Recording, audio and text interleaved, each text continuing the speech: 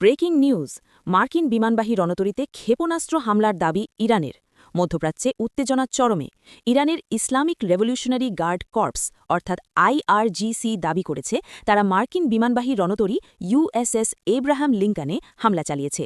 স্থানীয় গণমাধ্যমে প্রচারিত এক বিবৃতিতে আইআরজিসি জানায় 4টি ব্যালিস্টিক ক্ষেপণাস্ত্র ওই রণতরীতে সরাসরি আঘাত হেনেছে। তবে এই হামলায় কী পরিমাণ ক্ষয়ক্ষতি হয়েছে বা হতাহতের ঘটনা ঘটেছে কিনা তা এখনও স্বাধীনভাবে যাচাই করা সম্ভব হয়নি।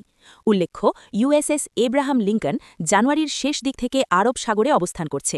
ইরানের বিরুদ্ধে সম্ভাব্য সামরিক পদক্ষেপের প্রেক্ষাপটে অঞ্চলটিতে সামরিক উপস্থিতি জোরদার করতে ওয়াশিংটন এই রণতরী মোতায়েন করে। এর আগে মার্কিন ও ইসরায়েলি হামলায় ইরানের সর্বোচ্চ নেতা আলী খামেনাই নিহত হয়েছেন এমন দাবি ঘিরে পরিস্থিতি আরও উত্তপ্ত হয়ে ওঠে।